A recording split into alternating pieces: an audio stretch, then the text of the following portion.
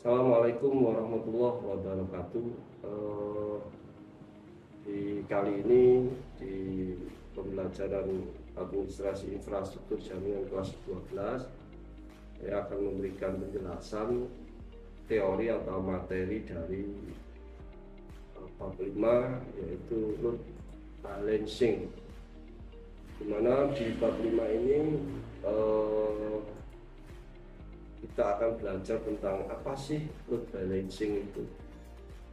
Load balancing merupakan fitur jaringan penting yang dilakukan oleh beberapa perangkat keras khusus sebagai application delivery control atau disingkat ADC. Perangkat load balancing ini mendistribusikan sejumlah data besar sebagai lalu lintas masuk di antara sekelompok server back-end yang menghosting konten aplikasi yang sama. Dan ini adalah gambaran dari topologi dan jaringan dari load balancing. Ini nanti akan kita perjelas cara membuatnya dengan praktek dengan simulator pada pembelajaran berikut. Load balancing adalah teknik untuk mendistribusikan beban traffic atau lalu lintas pada dua atau lebih jalur koneksi secara seimbang. Artinya apa? Load balancing ini fungsinya salah satunya adalah menstabilkan lalu lintas data yang masuk pada sebuah jaringan.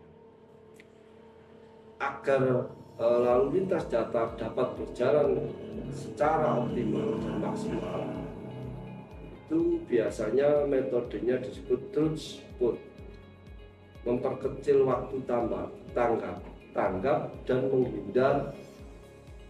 menghindari overload pada salah satu jalur koneksi jaringan. Load balancing digunakan pada sebuah server yang telah memiliki jumlah user yang telah melebihi kapasitas maksimal. Jadi load balancing ini biasanya memang sebuah jaringan yang dibuat untuk menstabilkan traffic lalu lintas data keluar masuk, dan biasanya digunakan pada jaringan yang memiliki kelebihan dari kapasitas.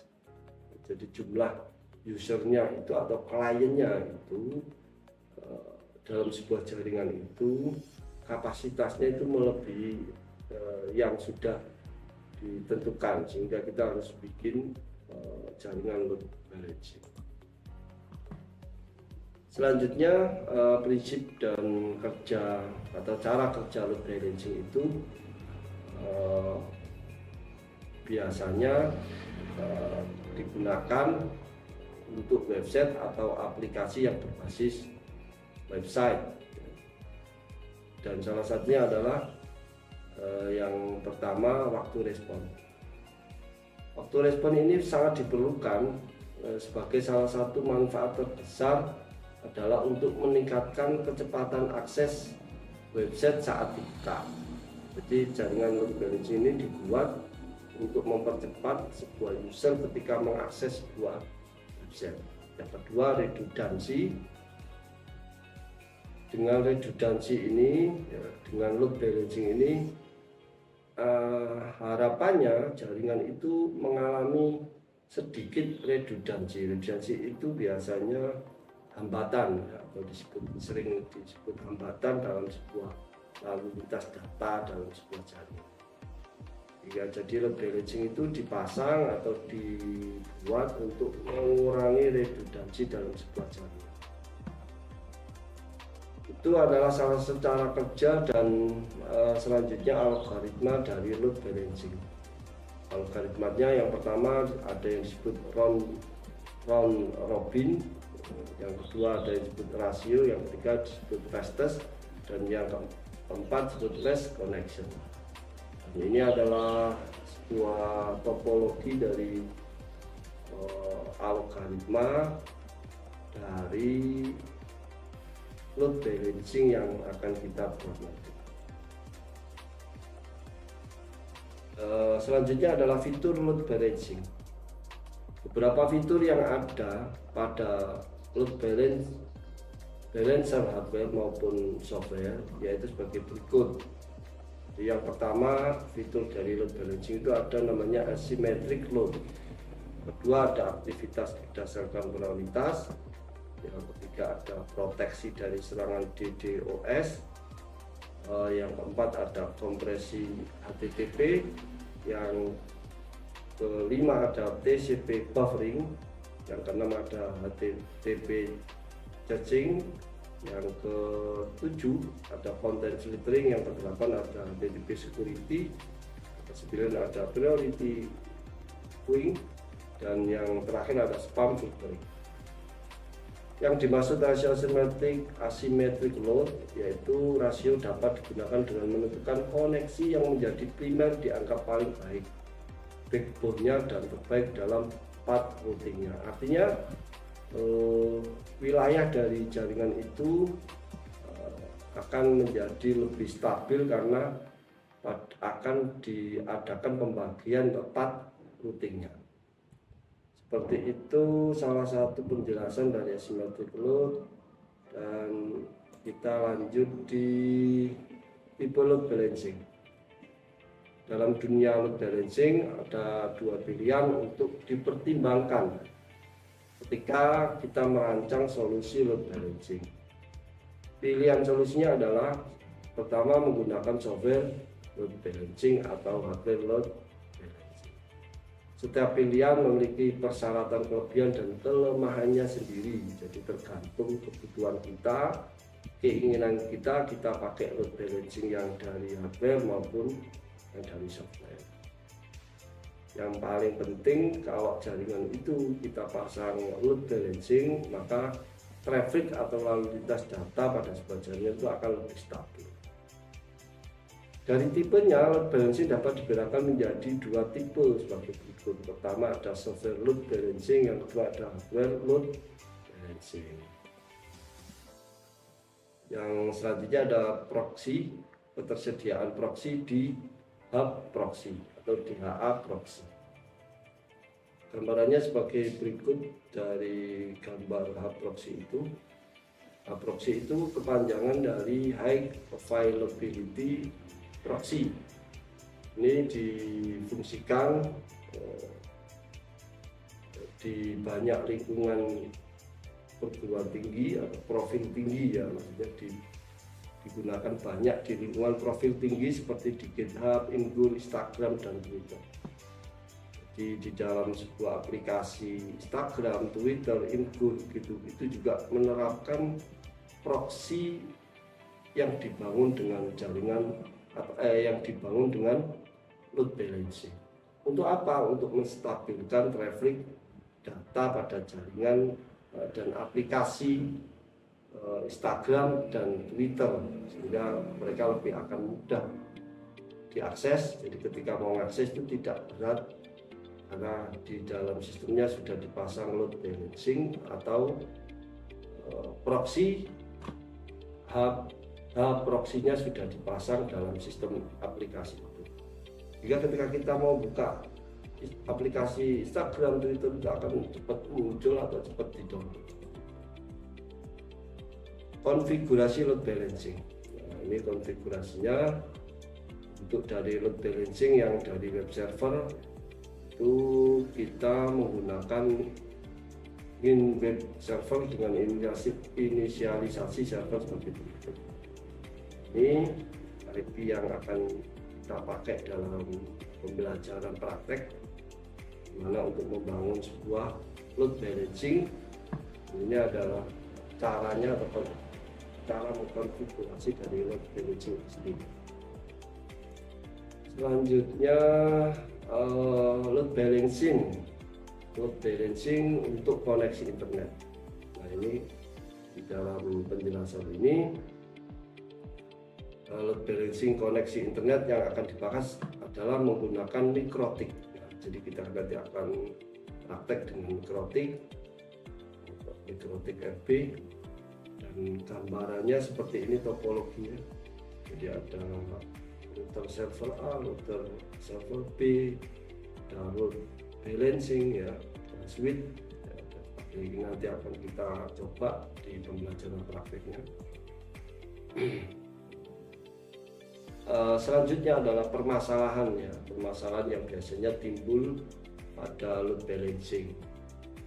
Yang pertama biasanya ada target terdaftar tidak dalam layanan.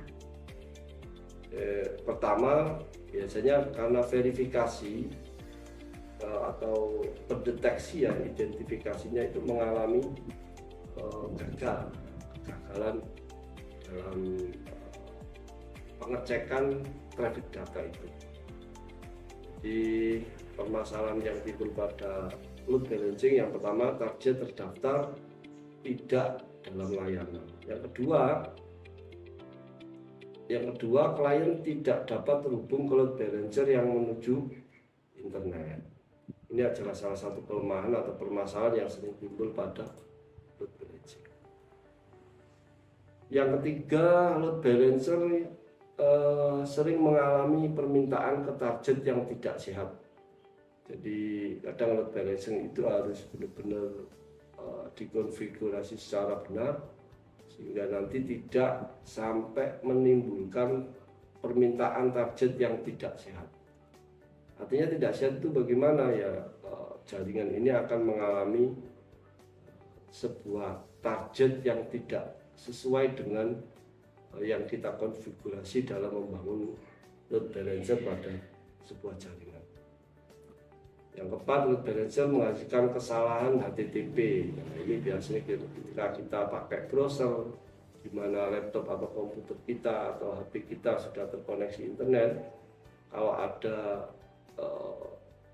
sebuah notifikasi atau perintah, misalnya keluar HTTP 400, itu berarti menandakan bahwa kita ketika mengakses website itu dalam posisi permintaannya buruk. Tapi kalau nanti muncul 403, itu berarti kondisi load balancing lagi forbidden.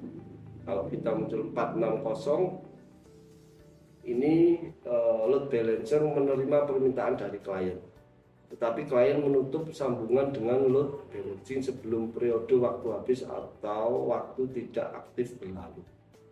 Maksudnya ya jaringan ini dalam kondisi tidak stabil sehingga tidak bisa terkoneksi karena permintaan dari server itu tidak direspon oleh klien. Yang selanjutnya ada HTTP 463, itu menandakan kondisi dari load balancing ini juga mengalami sebuah permasalahan untuk mengakses dari data yang dari server ke klien. Kalau ada perintah 502, ini berarti gateway-nya yang buruk. Kalau HTTP 503 berarti layanan tidak tersedia. Kalau HTTP 504 yang muncul, itu artinya waktu tunggu gateway, artinya ngantri. Ini terjadi redundance, pengantrian dalam mengakses sebuah data. Dan ini adalah bentuk dari topologinya, bagaimana load balancer menghasilkan kesalahan HTTP yang saya jelaskan tadi. Yang kelima, itu biasanya target menghasilkan kesalahan HTTP. Nah, ini hampir sama. Jadi kalau load balancer ini cara mengkonfigurasinya mengalami ketidaksesuaian, maka juga akan sulit sebuah klien mengakses layanan dari server dan sebaliknya server mengakses data dari klien. Jadi demikian penjelasan materi dari load balancing di pembelajaran administrasi infrastruktur jaringan, yang pada kesimpulannya load balancing itu sangat diperlukan dalam membangun sebuah jaringan untuk menstabilkan traffic data yang masuk dan yang keluar, sehingga tidak terjadi overload atau kelamaan dalam mengakses sebuah website yang digunakan atau data yang disediakan untuk melayani klien atau data yang di klien diakses oleh server. Jadi load balancing itu untuk menstabilkan kecepatan aksesnya. Demikian anak-anak yang bisa saya sampaikan di penjelasan materi load balancing. Kurang lebihnya saya mohon maaf, saya akhiri. Assalamualaikum warahmatullahi wabarakatuh.